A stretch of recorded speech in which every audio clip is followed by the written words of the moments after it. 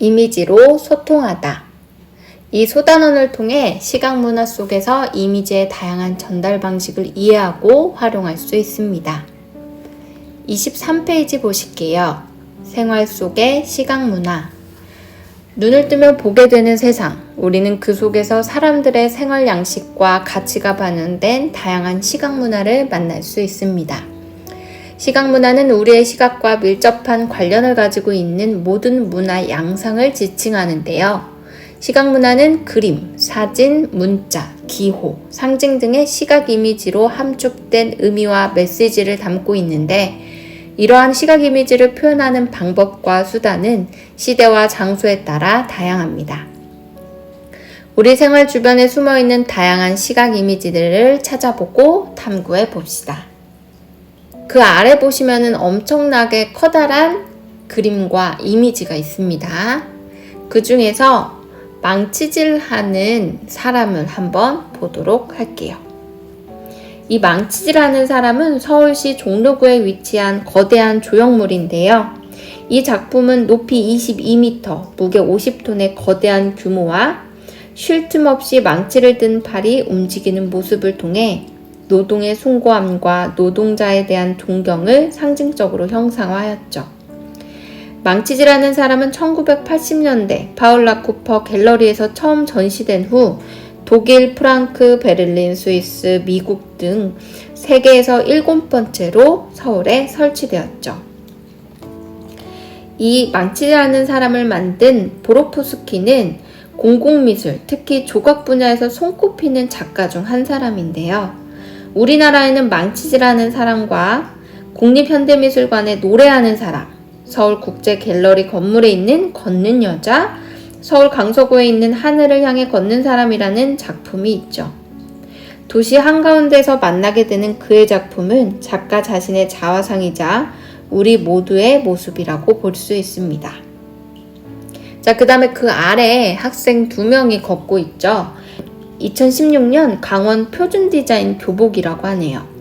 교복의 맵시와 활동성 등을 적극적으로 홍보하기 위해 춘천 지역 중고생이 표준 디자인 교복을 입고 이를 무대로 선보이는 패션쇼가 진행되었다고 합니다.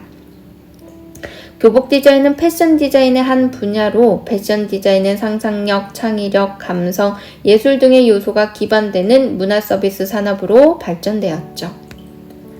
자, 그 다음에 그 아래 보시면은 공사장 가림막이 있습니다. 공사 현장의 모습을 가려주고 보행자를 보호하기 위해 설치한 공사장 가림막으로 새로운 건물을 보기 위해 담장을 넘어가는 사람들의 모습을 재치 있게 표현하였죠. 이와 같은 공사장 가림막은 환경 디자인의 하나로 공사 현장의 어수선한 모습을 가려주며 도시를 아름답게 꾸미는 시각 이미지입니다. 자, 그 다음에 그 위쪽에 보시면은 타요 버스가 있어요. 2014년 서울시가 비영리 목적으로 운행했던 버스인데요. 애니메이션 캐릭터를 활용하여 디자인하였다고 합니다. 이 버스는 큰 인기를 얻어서 경기도 전북, 경북 안동, 제주도까지 확장 운행되었는데 캐릭터 타요, 로기, 라니, 가니가 그려진 4노선에서 운행을 시작했으며 선풍적인 인기를 끌었다고 합니다. 그 다음에 23페이지로 가볼게요. 위에 쪽 작품입니다. 바르게 쓸수록 내가 존중받습니다. 아름다운 한글을 올바르게 사용하고자 하는 텔레비전 공익 광고인데요. 텔레비전은 대표적인 대중매체로 수많은 대중을 상대로 정보를 전달합니다. 따라서 파급력이 크고 사람들의 생활 방식에 큰 영향을 받죠. 이 광고는 텔레비전을 통해 전달되는 시각 이미지 중 공익 광고에 해당합니다. 자, 그 다음에 마지막으로 그 아래쪽에 가시면은 서울 비초롱 축제가 있습니다. 매년 11월 서울 종로구 청계천 일대에서 펼쳐지는 등 축제입니다.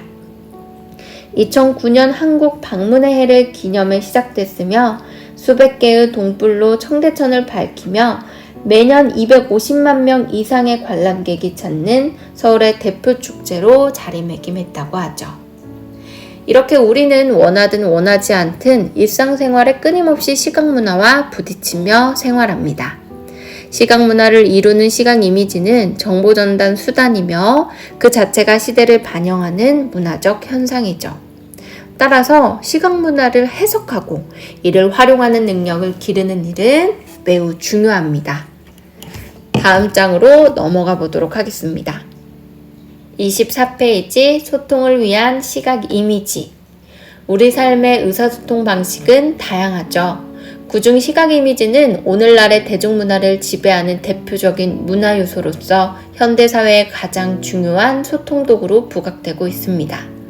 우리 생활 어디에서나 볼 수 있는 시각 이미지는 우리의 감성과 의식의 형성에 큰 영향을 미칠 뿐만 아니라 사람들의 의사소통을 쉽고 원활하게 해주는 역할을 하죠. 시각 문화를 구성하는 다채로운 시각 이미지를 통해 현대사회에서 소통이 이루어지는 여러 방식에 대해 알아봅시다. 그 옆에 작품을 보실게요. 요키마츠에다가 만든 이것은 비상구다. 비상구 표지의 인간 형상이 평면에서 튀어나오는 듯한 모습의 3D 입체 작품입니다. 작가는 착시 현상을 이용하는 것이 아니라 평면에서 무언가가 튀어나오는 것 같은 순간을 포착하여 이를 실제 입체 작품으로 제작했죠. 요키마츠에다는 오브제가 투명한 막을 뚫고 나오려는 듯한 느낌을 주는 작품들을 다수 제작하여 재치있고 독특하다는 평을 받고 있습니다. 그 다음에 그 옆에 작품을 보실게요. 현대인들의 미디어 생활 패턴. 현대인이 하루 일과를 미디어와 연관지어 시각적으로 표현하고 있는데요. 현대인이 하루 동안 접하는 미디어 생활 패턴에 대한 정보를 쉽고 빠르게 전달하는 인포그래픽입니다. 여기서 인포그래픽이 뭐냐면요. 정보나 자료를 그래픽이라는 시각적 표현으로 나타내서 쉽고 직관적으로 내용을 전달하는 것을 인포그래픽이라고 합니다. 그 다음에 그 옆에 작품을 한번 보실게요. 어떤 여자가 뭔가를 껴안고 있죠. 우체국 캠페인 광고 포스터입니다. 누군가와 공감하길 원한다면 편지를 쓰라는 내용의 호주 우체국 캠페인 광고 포스터였대요. 여자를 따스하게 안아주는 사람의 형태가 입체적으로 드러나고 있으며 작은 글자가 빼곡히 적혀있는 배경은 편지를 나타냅니다. 타이포그래피를 활용하여 즉각적으로 메시지를 이해할 수 있도록 한 효과적인 광고 포스터죠. 자, 그 다음에 맨 아래로 가보실게요. 김영수, 김율진 작가가 만든 홍예문 디지털 캠퍼스가 되다. 홍예문은 광화문과 근정문 사이에 있는 중문으로 1395년 홍예문으로 청건되어 임진왜란 때인 1592년에 손실되었습니다. 조선말 홍선대원군이 1867년에 홍영문으로 명명하여 중건하였지만 일제감정기인 1916년에 철거되고 그 이후 85년이 지난 2001년에 복원되었죠. 건물 외벽에 빛과 음악을 투사하는 미디어 아트인 미디어 파사드를 통해 홍예문의 건축적 특성을 반영한 독특한 영상작품이 탄생하였죠.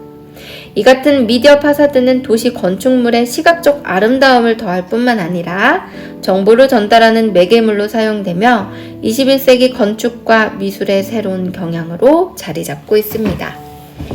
마지막 하나 더, 픽토그램과 이모티콘입니다.